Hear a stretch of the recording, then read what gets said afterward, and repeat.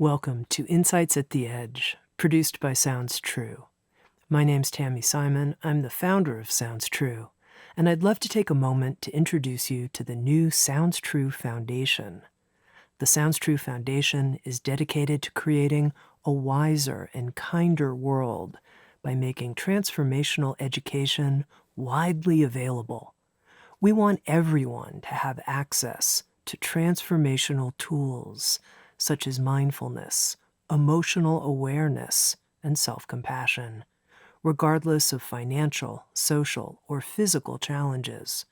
The Sounds True Foundation is a nonprofit dedicated to providing these transformational tools to communities in need, including at-risk youth, prisoners, veterans, and those in developing countries.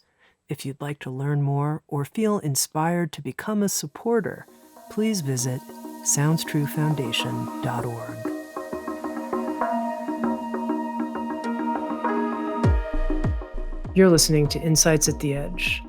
Today, my guest is Matt Licotta.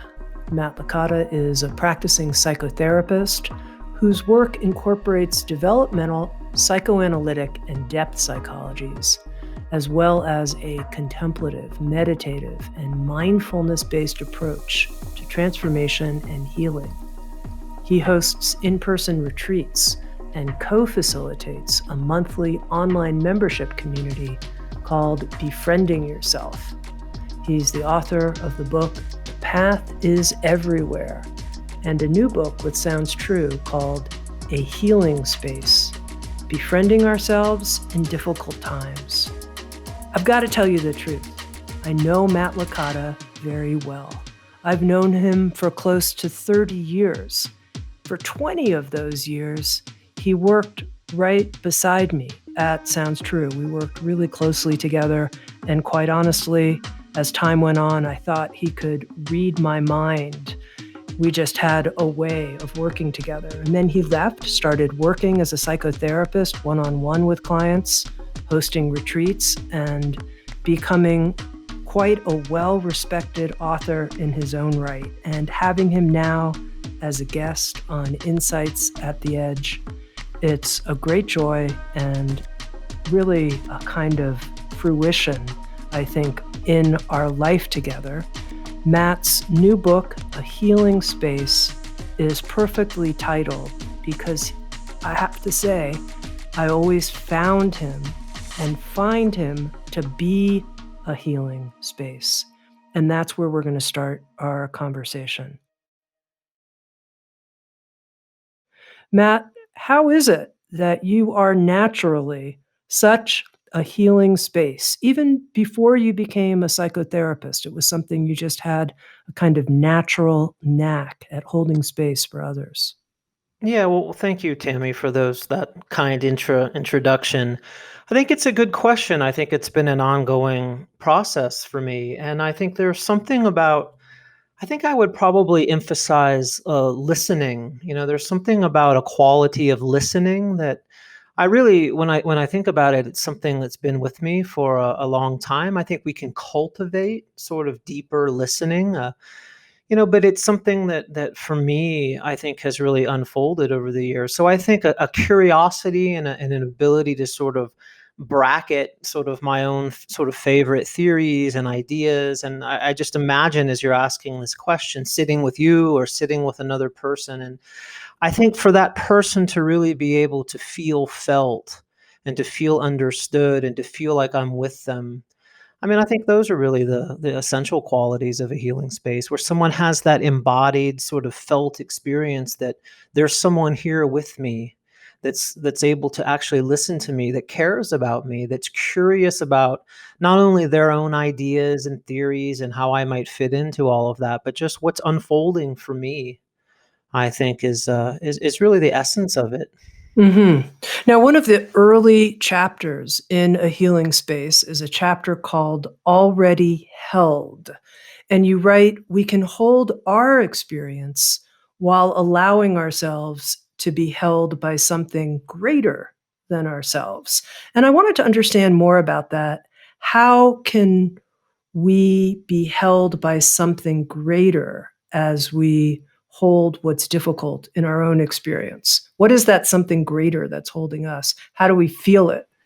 Yeah, well, I think this is sort of that transition sort of line between psychological or conventional therapeutic work and really what we might call a more spiritual or transpersonal dimension. That there's all sorts of things that we can do to train ourselves to be able to sit with very difficult experience. And but I think what I started to realize, and this was in my own life, and also I think really in my clinical work, it started to become more clear to me that when I was there listening, the person that I was with was there listening, but there often seemed to be this sort of third thing that was there. I don't know how else to say it, but it was a third, almost as if a presence that we were being listened to at the same time. So, this sort of goes beyond. It's a bit difficult to communicate in a certain way, but I think as we do this work, as we have this intention to open up, to these deeper parts of ourselves, that we can touch this dimension where it's beyond healing, beyond holding, and where we have this just felt recognition that we're actually being contained within something vast. And whether we're able to sort of move through a difficult experience or not, somehow we're being contained, I think, in a certain way. And I think this started really to become clear to me. Yeah, and when I was sitting with people, I would often recognize, and we would sometimes recognize together, that something else was happening in the room. There was, of course, the intersection of our own subjectivities, our own unconscious, but there was a larger presence. And, we have different ways of voicing that or talking about that, whether we use language like God or spirit or the soul or the self. That's not what's most important to me, but it's a felt sense that often I would have with another person, that there was me, there was them, but there was something else that wasn't just sort of the sum of our parts. And it's a bit mysterious, to be honest with you, Tammy, but it's something that just is really clear now. I can even almost start to feel it just sitting here with you, this other sort of energy or presence that's here, that's holding the conversation. I wanted to bring it right into real time because there's you and your home, and there's me and I'm in my house, and we have an engineer also who's connecting with us. And then there's the listener as well, That's right. that person listening right now. How would the person listening start to tune in to that greater holding space of presence right here in this moment? Yeah, so I think that we are talking about an embodied felt experience. So I think that all of us could just slow down, a little bit, and begin to just allow ourselves to fully settle into this space. And we might just invite an image. And it could be a visual image, it could be a sound, it could be a word, it could be some sensation deep in the body, but often by way of image, that when we meet together in a field like this, because it is a field where we bring our unconscious, we bring our conscious selves.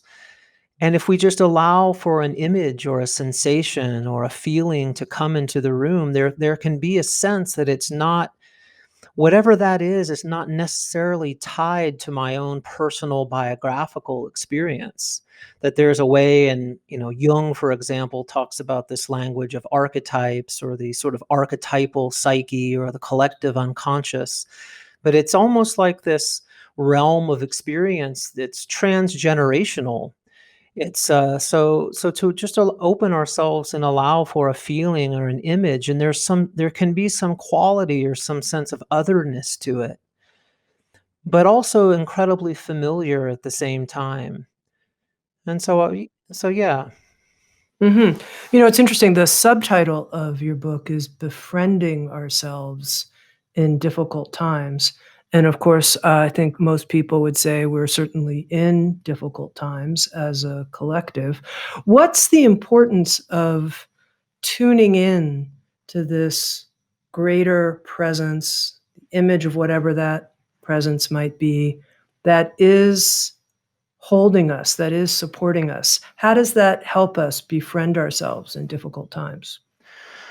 Well, I think that, I mean, there's so many different levels that I could respond to that on. I mean, just going to the neurobiological level for a moment. I mean, I think we human beings are wired to to co-regulate. We're not supposed to do this. We're not supposed to heal and transform and awaken on our own.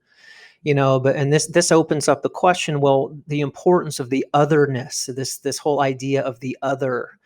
And so the other can be another person, of course. There's that we, that's that intersubjectivity, that we that I feel with you right now. There's this alive we-ness between us, right? But the other can take all sorts of different forms. There's the transpersonal other. And I like that you brought in the subtitle of the book, because this idea of befriending, because where we might use religious language such as God or soul or spirit, my native way of experiencing that otherness is as a friend. And I think we have this image of friendship in certain spiritual traditions. I think of Sufism as probably the one where we hear about it most. We hear Rumi and Hafiz and all of the great Sufi teachers speaking about the relationship with the friend. Now, is the friend, part of my personal biographical world? Is the friend transpersonal? It's all of that. And so I think just this idea that there are resources, deep within our nervous systems, but there are also resources in the otherness. And so, for someone like Jung, for example, which is who is represented in the book, that the working with the otherness of psyche, or the otherness of my ordinary ego consciousness, is incredibly important for healing.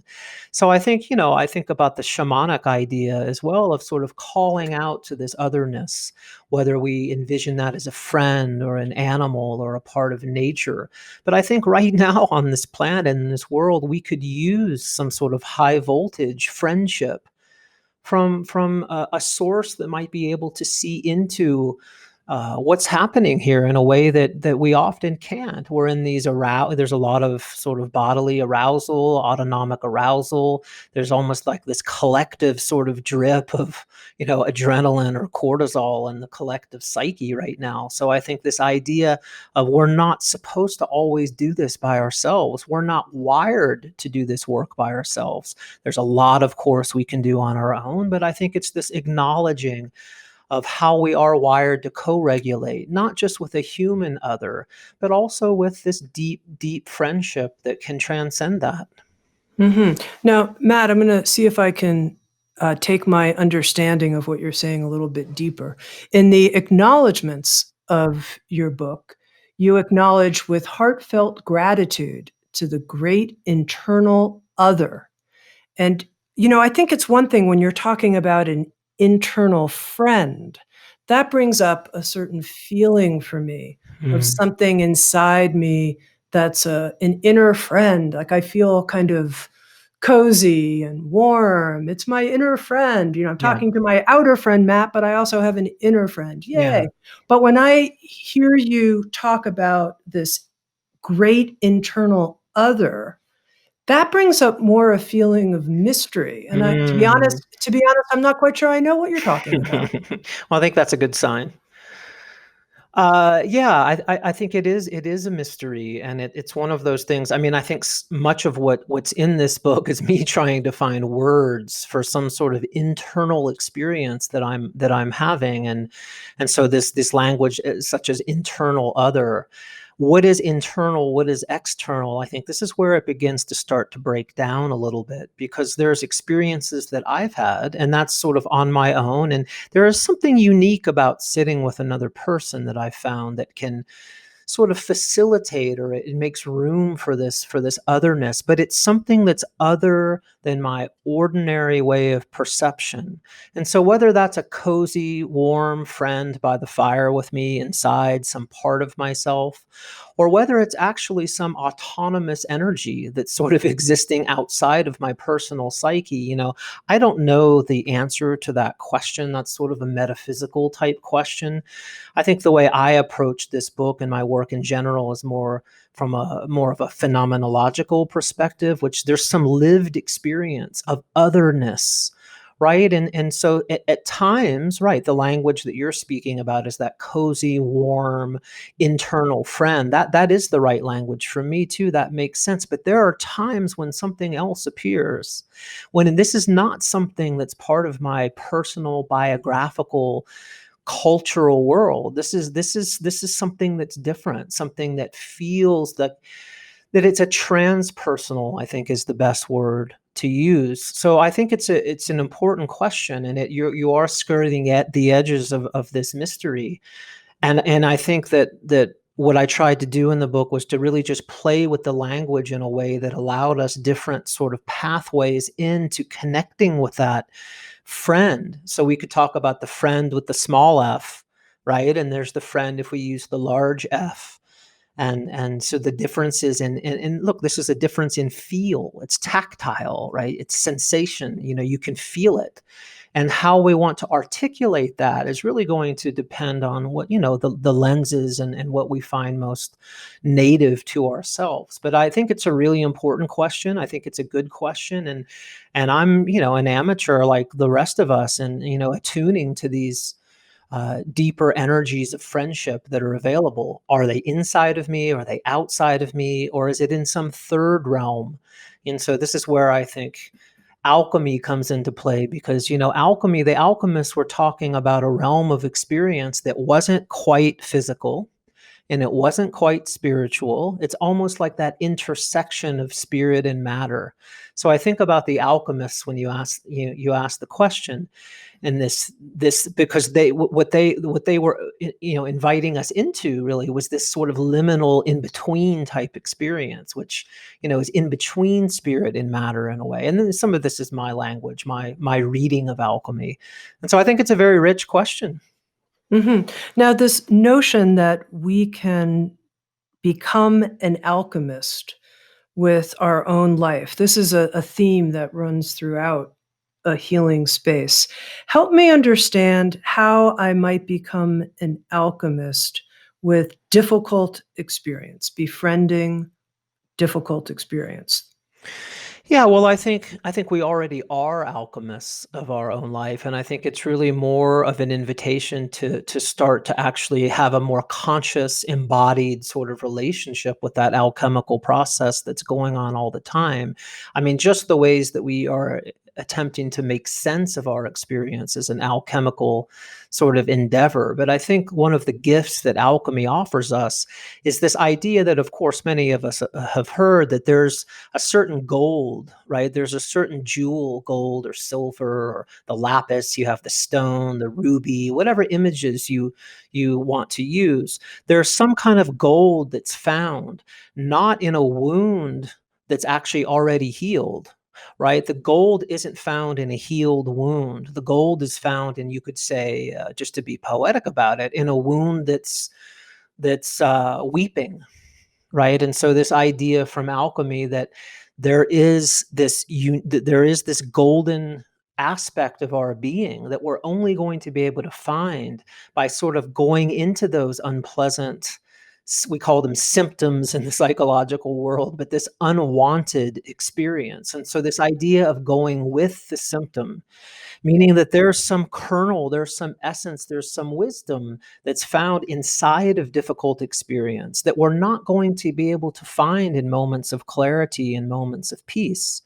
Look, this is it's difficult. The invitation here is one that's not easy. And I think we find this idea in a number of traditions. I think of the Tibetan Vajrayana tradition, which talks about how there's a wisdom essence or a quality of wisdom that we find in the negative emotions. And then if we just jettison what we call the negative emotions too quickly, we lose contact with that clarity, with that energy that's sort of at the core of the emotion. So I think what the alchemists are inviting us to, especially in difficult times, is a unique pathway to see our difficulties actually as path. It's not how quickly can I get over, and that's very human. We want to get rid of these difficult emotions, these challenging feelings. But I think the invitation is we've tried that. Sometimes it works. It often works temporarily, but there's a different invitation of sort of slowing down and being willing to finally see what is that essence, what is that gold that's available in uncertainty, in these states of deflation, disappointment, failure. What's there that I'm not going to be able to access in times of clarity? Okay. Well, let's see if we can make this hit the ground. Somebody comes to you, and you've worked with all kinds of people as a therapist and counselor, and they have a weeping open wound. And they're not particularly interested in, a philosophical discussion about alchemy. What they want is they want their wound to be cleaned out, bandaged, and healed. But they've come to Matt Licata, and you're holding this alchemical perspective. How might you approach that in the way that you think would be helpful for their growth process? Right. Well, I think what I would first try to do is set aside that, any sort of solid idea that I might have of what might be best for them, or, what might be part of their sort of unfolding destiny or fate. And I would want to learn more about what their actual experience was. So someone comes in and says, I'm depressed. Someone comes in and says, I'm having panic attacks. Someone comes in and says, I'm having OCD. First of all, I think in the book I talk about the alchemist, this idea of the massa confusa, the confused mass. So someone comes in, we have to differentiate that. We have to sort of, what is that person's actual lived experience? So I would invite them to set aside those generalized, abstract, clinical words, and just say, would you be willing to and, there has to be, of course, enough safety and trust in the room, but just assuming that those things are there, because if there's not enough safety there, then we're going to have to go back really to resourcing type work. I would not take someone into the sort of core or essence of their wounding if they had a rich history of traumatic stress or post-traumatic stress. So I think it's really important to say that at first. I'm not going to bring someone into that directly, but assuming that there's enough requisite sort of safety and trust between us, I would guide them into an experience, because this is all experiential learning. I mean, just so you know, Tammy, I don't use a lot of alchemical words or philosophical words in my sessions with clients. That's really going on inside of me, unless they have some people come to me with that language, and of course I'll meet them in that, but I don't generally talk about alchemy with my clients. And so I would invite them, would you be willing to close your eyes, and could you bring into your immediate reality the last time you felt this depression, or you felt this raging anger that you didn't know what to do with? So through an experiential, and this could be through the imagination, it could be through a real experience they've had. The emotional or limbic brain doesn't really discern very much through between an imagined experience and an actual physical experience. So we could reach it through active imagination, which is a practice I talk about in the book. Anyway, we want to get the person into a lived experience, not of depression, not of anxiety, not of panic, but for them to begin to use their own words, to begin to move toward that experience. What's happening in your body right now? When you concentrate on that sensation in your body or that mood, are you aware of any images that begin to arise? And inevitably, the psyche or the soul will produce an image, will give us something to work with, and yes, I honor and I empathize with their desire to not want to have that symptom. Of course, it's very human. But I invite them to consider, would you be willing just temporarily to set aside that really just ordinary, natural human desire for relief? Would you be willing to set that aside for a few moments and replace that with curiosity? Could we go on an adventure into your own body and nervous system and see what's actually there? And if someone, some people they don't want to do that work. They don't have the capacity, or they just don't want to. They want to get some techniques to sort of reduce the anxiety, and that's fine. I tend not to work with those sorts of people. I think it's valid work, but this is deep experiential work. So maybe we could flush that out some more, but that's at least my introductory comments. Well, one of the opening chapters in the healing space is reimagining what it means to heal. that you ask readers to go with you on this journey to reimagine what does it mean to heal. So, what to you, Matt, is healing? Yeah, well, this is a deep one, Tammy, and I think that there are many layers of healing. There's many kinds of healing, and I think if we I think the way that I tend to like to speak of it to most people is, we've all been asked really to we've all been given experience in this life that we haven't had the either the internal resources or the sort of external support to integrate, to metabolize, to make use of. And so I think when that happens, and this is often one way that we talk about what trauma is. But what happens is when we have an experience or a series of experiences that we're unable to integrate, what happens is that experience gets set aside in a certain part of the brain, over in the right limbic system, and also in the circuitry of the body where it's held. There's actually a neurochemical that will send the memories and the experience into these parts of the brain and the body where it's held for healing.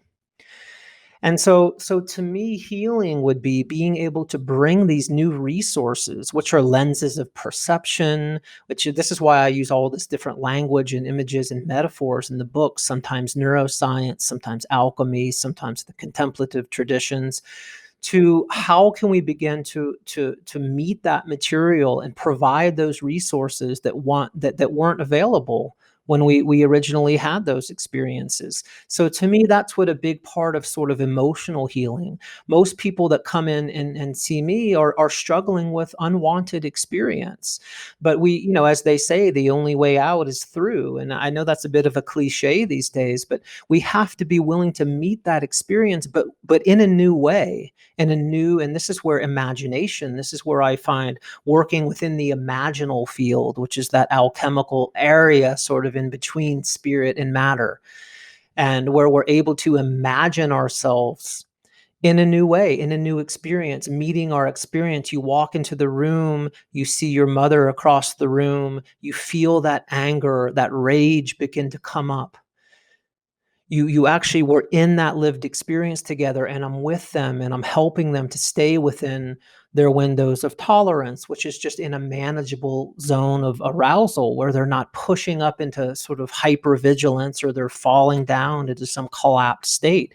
We stay there together with one another, making eye contact if their eyes are open, and we offer a new opportunity, a new experience to create, to use the language of neurobiology, new neural circuitry that's oriented in the slower, more empathic, more compassionate, more spacious capacities of sort of the neocortex, and we do that together. And so that's one way that I would talk about healing, and that's more of a neurobiological or emotional, that we have these symptoms that are very adaptive. These symptoms are, and I first learned this from Jung, was that the symptom is really a solution to an underlying vulnerability or a problem. That if we go back, all of our symptoms, as crazy as they might seem, are serving some sort of adaptive, intelligent, almost creative purpose. They're these early forms of sort of self-compassion, you could say. So that's sort of one route in. There's many different versions of what healing is. Healing could also be just working to reduce my symptoms so I can get through my day. So I don't want to dismiss any different types of healing, but that's the way I would at least begin a conversation about healing. I'm curious, Matt, in your own experience, when you think of a symptom that you worked with for a period of time and then went through some type of process, whether you'd call it an alchemical process or whatever, a process that landed you in a very different place, and the symptom guided you there, what an example might be. Yeah, so for whatever reason, I think what comes up for me is, this what I've came to see in myself was this, for many many years, this deep sort of resistance to, really allowing, another person, especially a new intimate partner, to sort of matter to me, and how I would always sort of play on the outsides, and wouldn't really let this person, I wouldn't share myself, even though on the outside, consciously, I was claiming that what I really wanted was a very deep, emotionally satisfying, nurturing relationship. How I would inevitably sort of act in ways that would, in some ways, sabotage the possibility that that could ever happen. And working with a therapist at the time, and what I began to realize that there was so much sort of undigested and unmetabolized grief in myself, that the schema or the mental model that was sort of running the show in the background was, if I really allow someone to matter deeply to me, that's the direct path to being abandoned, to sort of going through loss. And there's no way I cannot be with that. And so through therapy, through meditation, through being in nature, through active imagination, I think what I came to experience was that it was actually possible for me to stop that behavior of sabotaging relationship, but it was only going to be if I was able to meet that grief and that loss, and realize that entering into a relationship is risky, and there's always going to be the potential, right, that I get abandoned, and I face that grief and that loss. So I think for me, it's been a journey of really honoring some loss and some grief of a series of losses earlier in my life that were never really digested, and they were showing up in all sorts of ways in my life. So that's just one example I can think of, Tammy. So I asked you about your definition of healing, and you said it's complicated, and you gave us some, pointers. In the book, one of the things that you seem really pretty critical of is this idea of some approaches to healing that say things like replace your fear with love.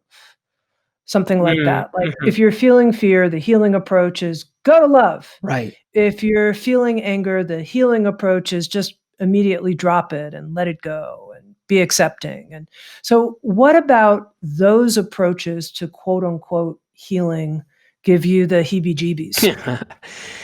It's not so much a philosophical problem that I have, because as a pragmatic sort of person, hey, I mean, whatever works. I think for me, it's just seeing the ways, especially when I was younger in my life, how I was able to very skillfully use those sorts of teachings as a way to just avoid parts of myself. And then I inevitably began to see that in working with clients. It's, being in a place like Boulder, most of my clients were very interested in spirituality and things like meditation and yoga and whatever new age, philosophies they might come in contact with. So really what I saw that a lot of those types of teachings were really just reenacting this early sort of circuitry of self-abandonment. It was a way to sort of not feel that deep grief that's there underneath so much of our emotional suffering. So I think there are short-term approaches that can be helpful. I think shifting around things in the mind, cognitive restructuring, just think different, just let it all be as it is. All those are fine, but I think, and they can help us build up some new, neural circuitry, of course, to be able to sort of shift out of a deep state of fear and move into a state of love. But what I started to see was, it wasn't really those people would end up coming back to see me. Like, there's something that's not very long lasting, because they're not getting at the root of it. They're just sort of applying these sort of techniques on top of a very deep emotional process that was wanting to emerge. And so, again, it's not a philosophical problem with those teachings. I just saw that they ended up helping us to really short circuit. We can use any of our psychological or spiritual practices to sort of come closer to ourselves, and or as a way to sort of move further away. And I think it's these approaches that emphasize immediate relief. I know they're so tempting, they're so seductive, they're so compelling, and I think there's a place for that. But at the same time, the people that were coming to see me really wanted to do a deeper kind of work, or it's like, it's more like, well, this anger, for example, or this rage or this sadness keeps coming up, and instead of sort of just setting it aside and replacing it, this sort of grand replacement project of one thought or one feeling for another, what if we were to really slow down and begin a dialogue with that sadness, to go into that sadness, to open to that sadness, to give that sadness a platform to speak and to tell you what it needs, why it's come, what it wants, what it's doing here, that it opens a richer door into the psyche, into the, into the soul, than just sort of counteracting it in the moment. You write about how most of us live with these orphans inside of us. And you talk about them as figures, which I thought was interesting, that we can welcome the sad one. Yes. We can welcome the anxious one.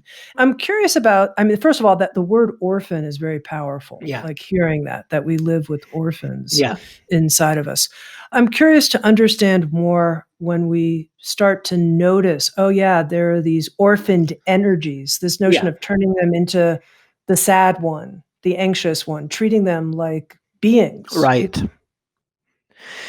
Yeah. So this was something, to be honest, that I was very resistant to in the beginning. For me, as a good Buddhist, this was an emotion that I had some aversion to. It wasn't a being, it wasn't a figure, and God knows it wasn't an orphan. Like, I'm just sort of adding all of this on to my. But I think what I started to realize, and again, what's practical, what works, was that in my own self, and also in the people that I was working with, it's very difficult to open one's heart to an abstract emotion. Like, even like, what would it mean to sort of practice kindness, or to become curious, for example, about a difficult emotion? Like, there's something about that just doesn't click. Like, it doesn't land in a tactile way. But if you close your eyes, and we go on an experiential sort of immersion together, and you allow yourself to sink into that sadness, and you invite, an image to appear, and say a bird appears, and you follow that bird, and it takes you over to a creek, and there's a little child sitting there. There's a little child on the side of the road who's looking up at you. This is from a session that I did with a woman not too long ago. And she was able, and this just reminded me of this, is she was able to actually meet that child and open her heart to that child, because we're wired to be in relationship, not with some abstract clinical term like sadness, but we close our eyes, and this can come in dream or fantasy or imagination. There's something about opening our hearts. And so much of this work over the years, I think that many of us know this, like, more insight, more clarity, more awareness, while it's always welcome, of course, it's not, it's necessary, but it's not always sufficient to sort of mend or tend to these wounds of the body, of the heart, of the nervous system. It really is love. I mean, that I think has the power to sort of transform these wounds of the heart. And so it really is a heart practice. And so I think for me, it was just more practical of how to get someone, including myself, into a more heart-oriented place. And so whether we see this as a figure, I think the word orphan, it is a powerful word. And it came to me in a session, actually, when I realized that the energy that this person had toward these old parts of himself, it was as if he had made a decision to send them away, to put them into an orphanage. And he had some dream images. He actually had a dream of an orphanage, and that's really actually where when I started to use that language, because it also, like you, it hit me sort of at a really visceral level. And so I think this idea, are there these, this whole idea of the multiplicity of psyche, is psyche one, or are we all multiples? Or are there these figures? They sure feel like that in the moment. I'm happy to go with the figures. So, okay, the listener right now, and I think our listeners can track this, they know that inside of them there is a sad one or a rage-filled one. They may see themselves at a certain age or in a certain action, Right. or crying, and or explosive, violently homicidal. I don't know. I picked a rage one and a sad one. We could go on and on. Yeah. Right. Okay, Matt, what's next? Yeah, well, I think the first I would first want to get, clear with someone. Are you willing to set aside sort of this notion of relief for just a little bit? And let's assume that the answer is yes, and to replace that with curiosity.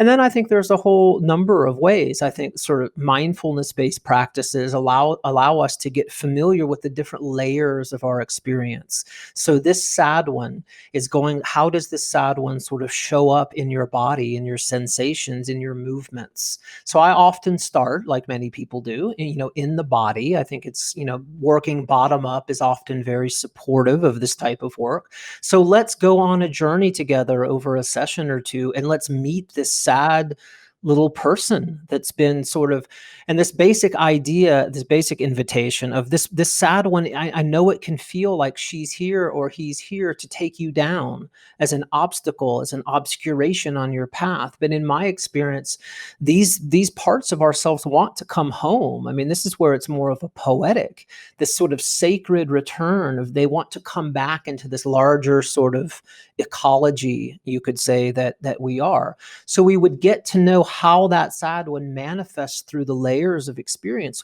This is what, if we think about what is integration, and if we use sort of our friend Dan Siegel's definition of the sort of linking together of differentiated parts in a system, we have to see how that sad one shows up across the layers of experience. When she comes, where in your body does she come? Do you find her in your belly? Is she there in your throat hiding out? Is that constriction in her throat? So we find the body, we find the moods and the emotions, and what does she have to say? And I think this is what's really important, is I would want to try to facilitate a dialogue. And a lot of, Gestalt and other traditions do this, but I would want to sort of help a dialogue, be facilitated between the person sitting there with me and this young girl. Why have you come? What do you need? And it's amazing that when you actually take the time and slow down and begin to have these dialogues, that these parts of ourselves have a lot to say. They show up in our dreams, they show up in all sorts of ways. And so I would want to sort of facilitate a journey through the body and the mind and the emotions and dream world to learn more about that sad part of us and what it's here and what it needs and what it wants. Okay, Matt. Now, I know that you wrote your PhD thesis on spiritual bypassing. Right. And I'm curious to know, you can define it for our listeners who perhaps aren't deeply familiar with the term, but how can someone start to know when they're spiritual bypassing in their own experience? What are the signs? Like, oh, that's a sign, I'm doing it now. Yeah. Well, I think in terms of a simple definition, I think we human beings are wired to not feel pain. And, we'll do just about anything to sort of get around our pain, our trauma, our grief, our loneliness, whatever. We all have two or three sort of feeling states that we'll do just about anything to avoid. And using our spiritual ideas, practices, beliefs, in order to serve that defensive or that avoidant function. I mean, I see spiritual bypassing really as just any other list of possible defense mechanisms, to use Freudian sort of language, as ways to get us out of our immediate experience, especially very painful, traumatic, old developmental tasks that we haven't completed. And so I think, first of all, just becoming curious, about what are my spiritual beliefs, like getting clear about what is it that I really believe in when it comes to spirituality. What are the practices that I'm drawn to? And as and as we engage those practices, to really get to be honest, to have a dialogue with ourselves. Why am I doing this practice? Is this, and being very discerning, is this practice helping me get closer to myself? Or is this practice helping me to avoid certain parts of myself? And I think to also see are our ideas, beliefs, and practices helping us to be better partners in relationship? Are they helping our creativity? Are they helping us be better parents? Are they helping us take care of our bodies in a better way? Or are they pushing us in other directions? So what I've noticed is, once we just allow in the possibility that we may be, there's some way that we may be engaging with our spiritual lives in a way that's really helping us to get out of some emotional, somatic, felt experience, or some relational connection that we don't want to feel, that we've deemed as too unsafe or too dangerous, that it starts to, we start to get insight around it. It starts to come. So I don't have any particular method for getting in touch with it, but I do think bringing awareness and discernment to it will start to show us, we'll start to get clues on how I might be using my spiritual beliefs and practices to sort of get away from something messy. Mhm. But, when you say we can start to see, is this approach bringing us closer to ourself or further away? When I think of people I know, and I'll just go back to what I said before, every time they feel fear, they're gonna replace it with love. Yeah. Or, they may say, "Oh, and that helps me get closer to myself." And I think they really believe that. Yeah. Yeah, well, at some point, I think if that's, I mean, just to be really practical about it, I think if that's really working for someone, I would just be curious. I would be curious about what that person's partner has to say. I mean, that's always the where the rubber meets the road, right? Like if their partner was to overhear them say that, what would their partner have to say? What would their kids have to say? What would their friends have to say? And I think if by pushing away our fear, we're not really healing it. We're not really doing anything with it. We're replacing it in the moment. And so there's some short-term counteractive type change. We're building up new, anytime we have a new experience. So we're aware that fear is present. We decide not to look into that fear, but to replace it with something else. We are building new neural circuitry, but we're not doing anything for that original circuitry that's there. So what happens is then we have these two, sort of learnings in parallel with one another. And, they just sort of play it out with each other over time. And I think there's a lot of effects of sort of stuffing our emotions.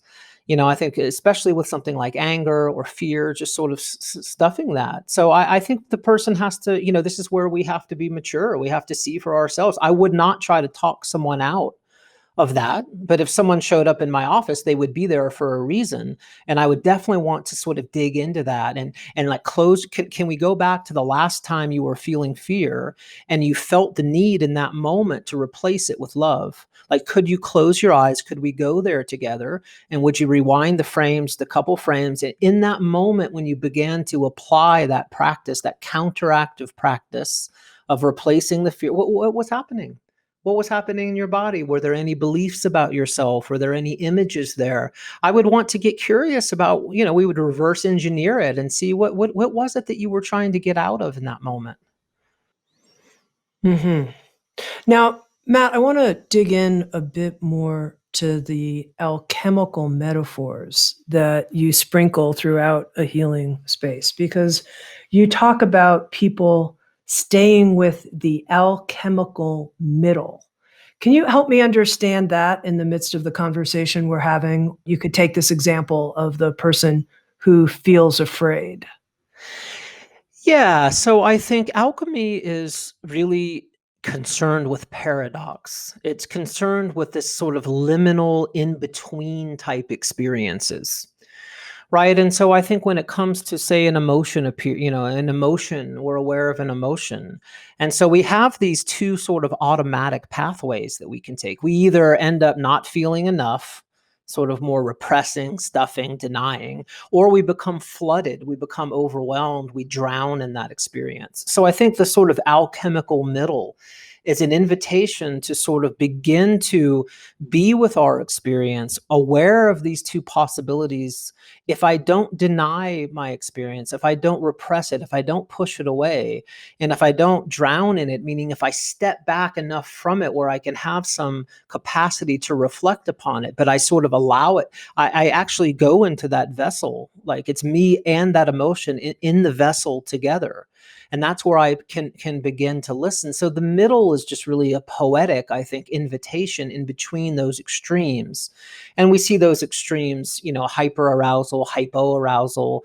We see them all through sort of psychological and neurobiological theory of these two different pathways, fight, flight on the one hand, collapse on the other hand. So I think it's an invitation into just, and it's a very uncertain, disorienting area of experience of not knowing, of if I don't apply any particular methods to sort of counteract or get rid of, understand this experience. And I actually just sit in that vessel with the experience, and I open to any images or any words or any feelings that might come. That's the richness. The richness is in that middle, unknown, uncertain territory. And then you mentioned that there is this potential for gold and silver to emerge out of the, unwanted experience that I'm now sitting in the alchemical middle with. How do I get to the gold and silver, and could we get there fast? No, I'm just kidding. By I'm the just end of the kidding. call. Y yeah. No, I think why not? I mean, it's a short life, Tammy. Why hold off? No, I think of I just reflect back on when you were asking me about a personal experience, and I remember when I first got in touch with that grief that was in me, that I it was a surprise to me. Like I had heard about this, oh, grief. I had been with clients, who would experience grief, but there was this grief that was within me. And I think what happened is after, as I was able to actually develop a new relationship with it, where I would recognize, we have to train ourselves to see first that these experiences come to us often in the body. We get an early warning sign. Maybe our fingers start to tingle, or we get flush in the face, or some constriction in the throat. For me, it was this very unique tension in the very center of my belly. And I finally began to recognize that when that sensation came, that was the grief. That was the grief knocking on the door. That was the little grieving little Matt that was like, hello, like, is it safe for me to poke my head out? Is it safe for me to actually be here? Or are you going to do what you've always done before, which is either deny me, push me away, start some fancy meditation practice where you're dissolving everything into open awareness, which I became pretty good at, because he's not interested in that. He's not interested in my clear, open awareness, and he's not interested in my denial. So I think what happened is that the gold that's there, when I was able to sort of, and this is a process that took, over time. This wasn't just, one good weekend, that I was, able, the gold that was there was a part of me that was an essential form of life energy. It was filled with energy.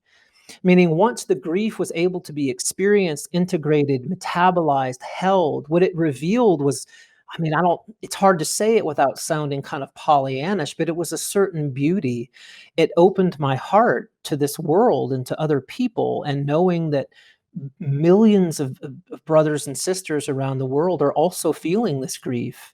There's all this transgeneral ancestral grief. It helped me connect to the world and to life in a new way. And that was for me the gold that was found in that grief, just to give you one example. That's powerful. That's helpful. Now, we talked about these orphaned parts of ourselves, and honestly, it's still just I say the word, it's Yeah. so powerful. And you talked about, in your view of healing, it has to do with turning towards and relating with unwanted experience. And I'm still imagining that person who's listening who says, God, there's a lot of unwanted experience in my life right now. I think of things that are happening in the world at Yeah. large. That's unwanted. Yeah. I think that things that are happening with family and friends, that's unwanted. Yeah. Things in my own past, that's also unwanted. Yeah. And Matt, this word befriending is so powerful, but I still think our listener may feel a little tentative. I feel repelled by all this Yeah. unwanted experience. Yeah. Help me out, Mr. Licata. Yeah. Yeah. I mean, first of all, fair enough. I mean, I think there's a couple different ways to respond to that. One is, we work with that repelling quality. I think there's intelligence in that, in being repelled. So we could, we could go into the repelling, but let's set that aside from. I would be curious if someone used a word like that in a session with me. I feel repelled by the unwanted. I would want to know, would you be willing to close your eyes? Would you be willing to allow yourself to sink fully into this experience of, I'm repelled? and let's see what arises in this field between us. Let's see if an image comes. Let's see what comes. But I think it's you could just maybe imagine that you, all of a sudden you hear a little knock on your door, Tammy, and you open the door, and there's a little girl there, and she's just enraged. She's filled with rage. She's screaming. Her hair's flying all over the place. She's clearly just in a completely just devastated state. And she just like, I just want to come in. I just want to come sit on the couch. Would you say to her, well, I mean, maybe once you sort of heal your rage, maybe once you calm down, maybe once you replace that rage with love, maybe then I'll let you in. Like, I think we wouldn't do that. I think the idea of friendship is that this is an old part of ourselves that isn't.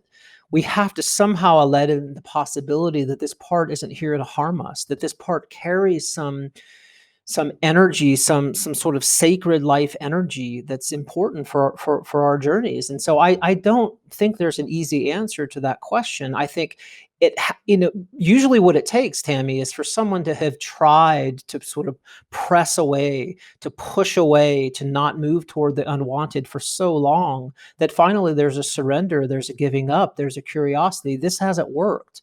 And honestly, by the time someone comes to my office or to one of my courses, that's sort of the place they're in. So, this is really a matter of destiny and someone's own sort of fate of when they begin to have this intuition that something here is important. No, I don't like it, but I don't have to like it. I don't have to want to move I can move toward it even if I don't want to. And this is where it's more like an experiment. If I phrase it like, can we just try an experiment? And it's often surprising what happens in the last person that you would think that could go on that experiment with you can often do it. It's an important question. Matt, I loved when you shared more about the alchemical middle because it gave me more insight into these alchemical metaphors that you use. And I also want to talk about another one you introduce in a healing space, which is the notion of dissolution as part of the healing process, that alchemical idea and how people might apply it to whatever they're going through. Yeah. Well, I think it's a pretty apt metaphor and image right now, in our current world, as it really does seem like structures, including the structure of the human physiology, is sort of being dissolved. So, this idea in alchemy, if you have the material and the vessel, the prima material, the main material that you want to work with, which, psychologically speaking, is the presenting symptom. Like, well, why am I in therapy? Why am I on the spiritual path? It's that prime material in the vessel. And in order to begin to work with that material, there's a process of washing it through. This is the imagery of water in alchemy that we see a lot in dreams, where we have to dissolve all of that fixed, solid material. We don't have to dissolve it, actually. It's being dissolved. Life will grind us down. There's a certain way that life washes through. It washes through this dream of the way I thought life was going to turn out. I thought I was going to be with this one person or that person forever. I thought I was going to do this kind of work, or I thought my body was going to be in this one certain way. But I think that, especially the times we're in now, I think have shown us that life will dissolve that fixity.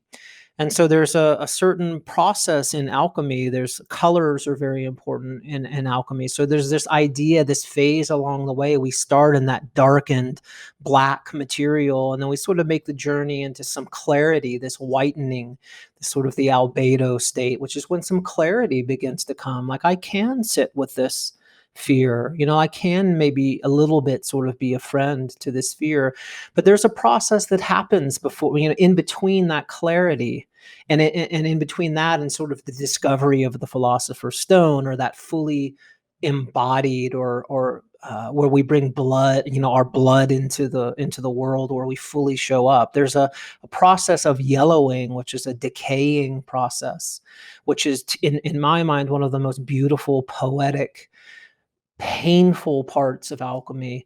And this is this yellowing, the image of the yellow, rotting sort of leaves. When we get washed through when we're dissolved, when this fixed sense of who I think I am, what I'm doing here, what my purpose is here, when that gets washed away by life, we don't usually ask for that. It's an involuntary process. But I think that what happens in a moment of dissolution is it's a very human sort of thing to want to put it all back together, right? We don't want to stay in that dissolved place, right? We want to get to the rebirth. The death has happened, but where's the rebirth? So I think about, the time we're in now in this world, which is a dissolution moment. We're in between two things. We're in between a certain death. I mean, I hate to be so literal, but we're in a certain where something's been dissolved. Like I think many of us have a sense that we're not going to be able to go back to the way things were. Not just COVID, but all of this sort of social upheaval that's happening right now. Like we're not going back, but we don't know what's being birthed. It's like we're still in this womb, and so this process of dissolution, I think, is an invitation to see this very human impetus to get out of these complex, contradictory, unresolvable, unborn places and scramble as quickly as we can back to sort of rebirth, putting it all back together, and to actually be willing to be fully in this state of fallen apart, this dissolved state. And there's a wisdom and a purity within the dissolution that if we short circuit that, or we prematurely try to become reborn, I mean, we know what happens if that happens in an actual womb, but it's like that in the psychic or the soul womb as well, this premature movement from dissolution back into an organized state. So I find this whole yellowing process of alchemy and this sort of dissolution of what I thought I was and what I'm doing here it's really my favorite, I think, to use that word, part of alchemy. And it's the most, it can be the most painful in a certain way. So Matt, I'm imagining the listener who feels stirred up right now. They feel stirred up by our conversation. They may not even 100% know exactly what's going on. And I think, to be honest with you, that can also happen in reading your book, A Healing Space, Yeah. Befriending Ourselves in Difficult Times. I mean, you're intentionally provocative and you stir up, I think, Yeah. for people, the orphans inside us, our unwanted experience, Yeah. what we feel is dissolving, it's all stirred up. Yeah. How right now can you leave our listeners with some way of befriending whatever may be up for them right now in listening to our conversation, such that they experience this conversation as a healing space? Yeah. Yeah. Fair. Good question. Well, the first thing I would say, if someone's made it this far in the in the conversation, I think there must be some resonance. And no, it's not. This isn't a. It's not a light, easy book. And it's also not a book that I really wrote with the intention that someone would read it sort of from cover to cover in one sitting, but really just small to sort of titrate this invitation. Because what I will say is that to me, these teachings on sort of dissolution, darkening, disappointment, deflation, yes, while they carry in a conventional sense a very sort of heavy, oh my God, sort of energy, to me, these are really they're portals to, I don't know how else to say it, Tami, but portals to love. And I think that we have it is really a hopeful teaching, the possibility that we can, by making room for the darkness in our lives, making room for the movement of life, of God, of spirit, that it isn't always going to conform to the status quo, that this is where real transformation can occur. So I think it's to go very slow, to really emphasize being kind to oneself. Like my experience, like it's not evidence that I failed, that I've done it wrong, that I'm broken, that something's wrong with me. If I'm asked to tend to grief, to loss, to disappointment, to deflation, it's not evidence of that, right? This is the ultimate teaching in non-pathologizing and unshaming. This is evidence that I'm an open, sensitive, alive, connected human being with a nervous system that's online, with open, receptive mirror neurons, and with this longing to connect with myself and with others at a really deep level, not a superficial level. So I think the good news is that we can start, and we hear this in alchemy. This is a critical teaching in alchemy. It happens to be a critical teaching, essential teaching in Buddhism as well, which is that we can start where we are. In fact, it's the only place that we can start. And so right now, no matter what's going on in your life, the good news is that the invitation is here. The portal is open. The doorway is open. And so I think we need to go really, really slow with this kind of work. And we need to really orient ourselves in kindness and compassion, and to see that to ask ourselves to sort of cut into this sort of so many moments of self-abandonment and self-aggression and getting away from ourselves. To reverse that is we're going to have to be really kind to ourselves.